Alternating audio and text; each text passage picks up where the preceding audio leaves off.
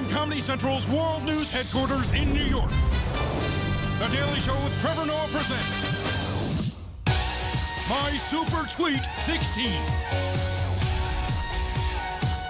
Twitter was the ideal medium for future President Trump. Immediate, no filter, grammar, super optional. And seeing its earth-shaking potential, Trump used Twitter to communicate only his most important thoughts.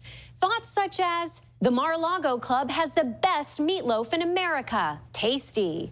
I have never seen a thin person drinking Diet Coke. And of course, how did you like Michelle Obama's bangs last night? With his follower count surging, Trump would now harness the power of Twitter to fuel his political rise.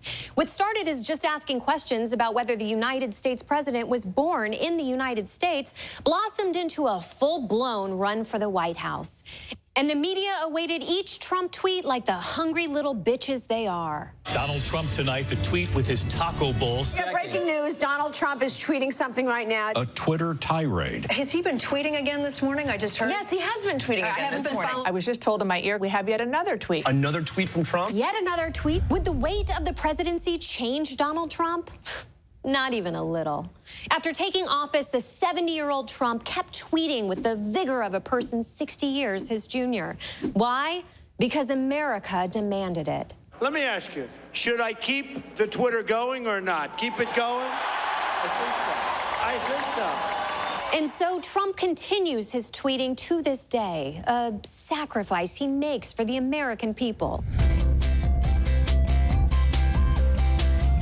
Last night, the president apparently starting to write something on Twitter about the media, despite the constant negative press. Perhaps he was going to write coverage. He wrote the word covfefe, and it stayed up for an entire 6 hours before it was taken down this morning. You know what? Like, I don't know about America, but Donald Trump has definitely made Twitter great again. Say what you want.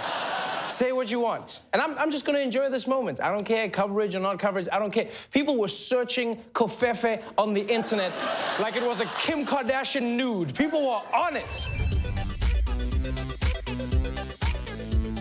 President Trump making a dangerous accusation without providing proof. President Trump's allegation that then-President Obama bugged his phones during the election. President Trump's stunning claim accusing President Obama of spying on him. Oh, This is the biggest story ever! Even bigger than last week's biggest story ever! When the Attorney General was caught lying about his contacts with Russia! You know, Donald Trump is the only person who thinks the best way to distract from a scandal is to start an even bigger scandal. He's like, this Jeff Sessions thing is getting too hot, people. I'm gonna pull out my and let's see if that helps. Let's do it, guys. Let's do it. And you know, if you're gonna accuse a former president of committing a major federal crime, at least show that you have some appreciation for the gravity of what you're doing. You know, call a press conference. Instead, Trump is making these allegations from the same place we hashtag about The Bachelor. President Trump's Twitter outbursts came just before sunrise at the private Palm Beach club the president likes to call the Winter White House. Terrible. Just found out that Obama had my wires tapped in Trump Tower just before the victory. Nothing found. That was followed by 4 more presidential tweets, taking on President Obama and misspelling tap. I was nicely done by the news guy. He's just like, and misspelling tap. Yeah, because really, how are you going to take on a 2-term president if you can't even handle a 3-letter word? And by the way, because Trump is the president, that is now officially the way we all have to spell tap. Yeah. The extra P is for pussy. So yesterday, Alabama Republicans went to the polls to choose between 2 candidates. Roy Moore, former Alabama Chief Justice, and Luther Strange, the 6'9" former Attorney General.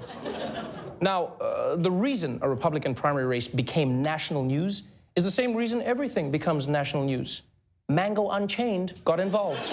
We need each and every one of you to get a friend, go out, get a family member, get the whole family, and bring them out to vote for Big Luther. Did people call you Big Luther before you met Trump? You know, I brand people. I just saw him, I said, he's Big Luther. And that's cool. Wow. What a genius. He just saw the big guy and he was like, he's big. Oh, man. Roy Moore has won the Alabama Senate Republican primary over Senator Luther Strange. Wow. Trump's man, Luther Strange, lost. Yeah, and he lost big. It was a big loss. You see, what I like to do is brand losses. That's what I do. I give them nicknames. Big loss. Thought of it myself. And this is not a joke. Donald Trump was so humiliated, he even deleted a bunch of his tweets where he told people to vote for Luther Strange. I know this is a small thing, but in a weird way, it's a big thing. Like, I would want a president smart enough to know that just because you delete the tweets doesn't mean that they're gone, right? If someone went up to Trump and went, "Got your nose," I'm afraid he'd be like, "My nose, my nose, my nose." This weekend, Trump showed that he's still trying to get back at Hillary for losing to him. The President of the United States retweeting a video on Twitter that shows him hitting a golf ball and then the golf ball striking Hillary Clinton and knocking her down. You see it there. The President of the United States retweeted that this morning. Why? Why? That's the official question of the Trump administration. This administration brought to you by why? With additional support from Look, we can all agree that this tweet was obviously in poor taste. I mean, we knew that. It's on Trump's Twitter. But maybe it's not the worst thing in the world. Now, hear me out. Hear me out. Did you notice that Trump sent out these tweets right as he started making deals with the Democrats? Protecting dreamers, raising the debt ceiling, postponing the wall. Right now, Trump's base is furious with him. So, to make them happy, he throws them a mean gif or two, right? Yeah, and I don't know about you, but I feel like this is a trade that I can live with. Trump gives his followers offensive tweets, and then he gives the rest of America policies that move the country forward.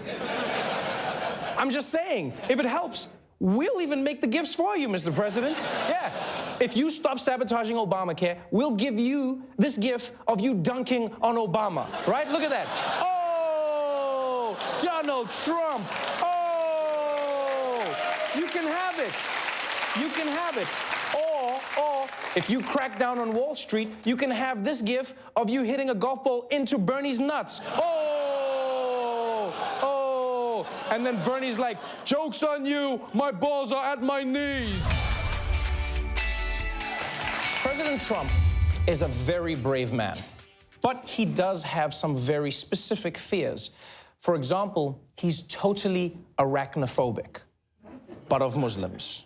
President Trump is not backing down from the international controversy he ignited by retweeting 3 inflammatory but unverified anti-Muslim videos.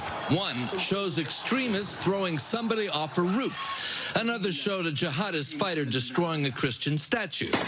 And a third claimed to show an Islamic immigrant in the Netherlands attacking a Dutch boy on crutches. The 3 videos the president retweeted were originally posted by a tiny anti-Islam ultra-nationalist party called Britain First. For more on these shocking retweets, we turn to our very own Hassan Minhaj, everybody.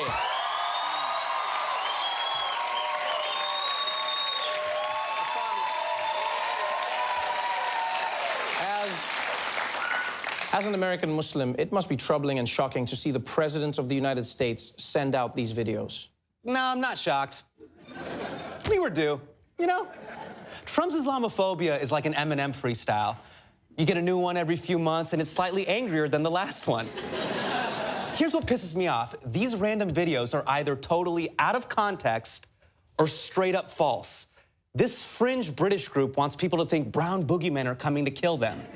They recently shared a viral photo of ISIS fighters, but it wasn't ISIS, it was Ice Cube. You idiots. You're mixing up your ISIS. Okay? And it's ridiculous, all right? And these new videos are just as ridiculous as that meme. The Muslim migrant beating up a Dutch boy, both those kids were Dutch. The perpetrator wasn't a migrant. The roof video, horrible, but it happened during the civil unrest in Egypt in 2013, their rival political factions. Okay, but what about the video of the statue smashing? Yeah, that guy's a terrorist, and a vandal, and an asshole. No one's saying there's no such thing as terrorism. The point is, the president is retweeting false videos to stoke up Islamophobia. And even when it's totally obvious that Trump is spreading BS, this is what his human excuse generator says. White House Press Secretary Sarah Sanders defended the president, saying it didn't matter if the anti-Muslim videos were real. Whether it's a real video, the threat is real. Ooh, killer Jedi mind trick. That's like Sarah saying, hey, I don't need facts to be racist. I can just be racist. Here's my thing. Trump doesn't need to send out these fake stories about Muslims. If Trump needs incriminating video of Muslims, ask Muslims. Ask me. I got plenty of dirt on my phone, man. Show my dad returning used underwear at Costco. Show my mom telling my aunt we're 10 minutes away when we haven't left the house yet. Show my cousin lying to his parents about having a white girlfriend over Thanksgiving. Now that's a viral video, and that's real, Sahil. I shouldn't have said his name. I'm sorry. Okay, I shouldn't have said his name. The president then turned to America's greatest foe, the fake news media.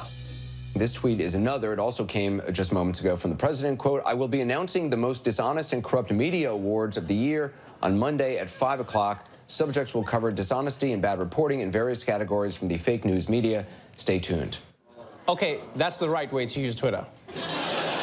Honestly, I'm not sure why Donald Trump would hold a corrupt media award ceremony on Monday. I mean, maybe he's just doing it so that he can walk in on the reporters while they're changing. It's like, oh, Jake Tapper, what a surprise. So that was Donald Trump's day on Twitter. The bad news is he's, itching to start a nuclear war. The good news is, despite his threats to Korea, at least he thinks we're gonna make it until Monday. This award season, forget the Oscars, forget the Golden Globes, because everyone is talking about the 2018 Most Dishonest and Corrupt News Awards. You are fake news. Hosted by the most popular president in history, Donald J. Trump, and featuring CNN's lying Jim Acosta. Such lying, disgusting people. Drunk Don Lemon. A total disgrace. From Morning Joe, low IQ Crazy Mika. They are the lowest form of humanity. And a special future in memoriam for the New York Times. The failing New York Times, which is like so bad. So tune in Monday at 5 o'clock a.m. or p.m. He didn't say. Also, location TBD. Twitter maybe. By the way, I hate some of these people, but I'd never kill them. Let's say. No, I wouldn't. Now, as you probably know, every year the leaders from around the world meet in New York at the UN to discuss major global issues. It's basically Comic-Con for diplomats. This year's General Assembly is going to be extra special, though, because it's President Trump's first. Yeah, and just in case world leaders weren't completely familiar with him, this weekend, President Trump on Twitter decided to reintroduce himself. An early morning Twitter spree by President Trump is sparking controversy tonight. President Trump is being slammed for his use of Twitter this weekend. President Trump appears to have found a new nickname for the North Korean leader. He tweeted this morning, I spoke with President Moon of South Korea last night, asked him how Rocket Man is doing. Long gas lines forming in North Korea, too bad. It's great to know that if America is ever in a war of bitchiness, President Trump's got it covered. Ooh, too bad, Rocket Man.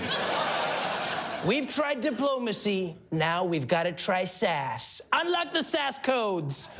Wouldn't it be fun if that was a way you could fight? Instead of nuclear weapons, you had sass. It's like, you ready? Unlock them. But there's no key, you're just like, yeah. It'd just be strange. The Secretary of State revealed that he has a direct line of communication with North Korea, which is a big deal, considering North Korea is threatening to launch nuclear weapons at the U.S. Unfortunately for the rest of us, President Trump has a direct line of communication with Twitter. U.S. President Donald Trump appears to be undermining his top diplomat on North Korea. I told Rex Tillerson he's wasting his time trying to negotiate with Little Rocket Man. Save your energy, Rex. We'll do what has to be done. I get what Trump is trying to do, though. He's thinking that by acting crazy, he'll strengthen Rex's hand with the negotiations. You know, it's the old good cop, bad president routine. I understand it. The problem is, he's actually a bad president. It's not just a routine. Being nice to Rocket Man hasn't worked in 25 years. Why would it work now? Clinton failed, Bush failed, and Obama failed. I won't fail. You know, I would be a lot more confident that Trump wouldn't fail if he knew that North Korea has had 3 leaders in the last 25 years. Yeah, Clinton and Bush were dealing with different Kims. Kim Il-sung, Kim Jong-il, and now Kim Jong-un. But I guess to Trump, all rocket men look the same. Or maybe he just can't tell Kims apart. Maybe that's his thing. He's going to be walking in the street, bumping into little Kim and looking at her like, "You son of a bitch." Tensions with Kim Jong-un loomed over the entire excursion, and it didn't help that North Korea released a statement calling Trump an old lunatic. And Donald Trump was like, "I've got 280 now." Moments ago, President Trump openly mocked the leader of North Korea. This is what he wrote. "Why would Kim Jong-un insult me by calling me old when I would never call him short and fat? Oh, well, I try so hard to be his friend, and maybe someday that will happen." Okay, it's a little weird for Donald Trump to diss Kim Jong-un's weight when they have pretty much the same body type. I mean, yeah, I'm not judging, but I just think people who live in gingerbread houses shouldn't throw scones. Also, I love that Trump's response was, "How dare you call me old?" And it's like, so the lunatic thing, you're okay with that? You don't mind at all?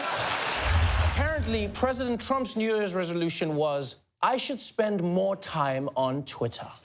The president unloading in his first day back here at the White House. 16 tweets, mainly a mixture of taunts and threats. President Trump raised the temperature in his duel with Kim Jong-un, who had boasted of having a nuclear button on the desk in his office. Will someone from his depleted and food-starved regime please inform him, the president wrote, that I too have a nuclear button, but it is a much bigger and more powerful one than his, and my button works. If you had a supercomputer that could run a simulation of 1 billion ways, you know, to find the stupidest possible way to get into a nuclear war, this tweet is what would come up every single time.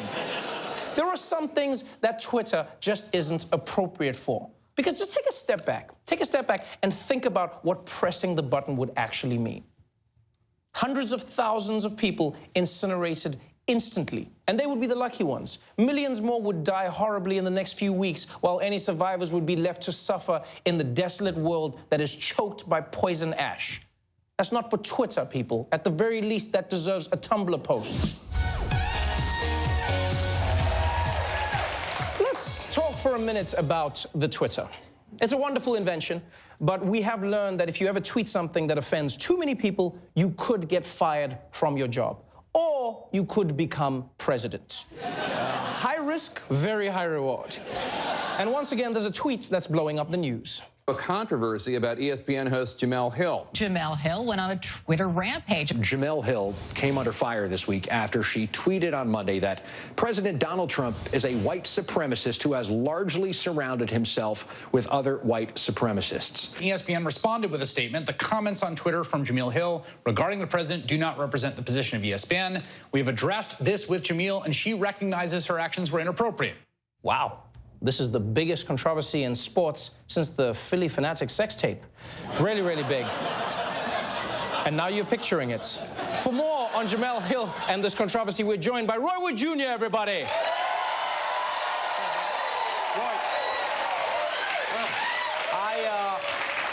I can see why people are upset about this.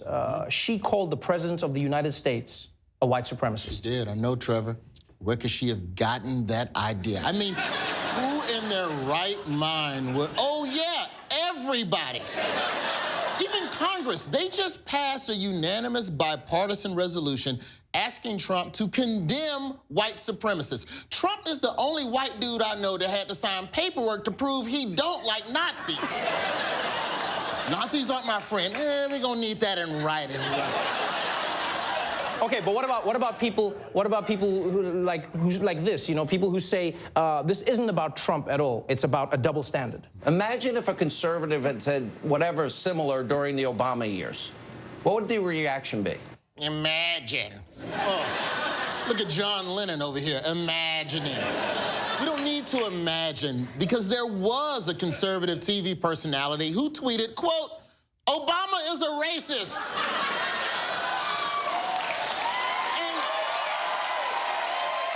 And Obama never sent out his goon to say that NBC should fire Donald Trump. You know why?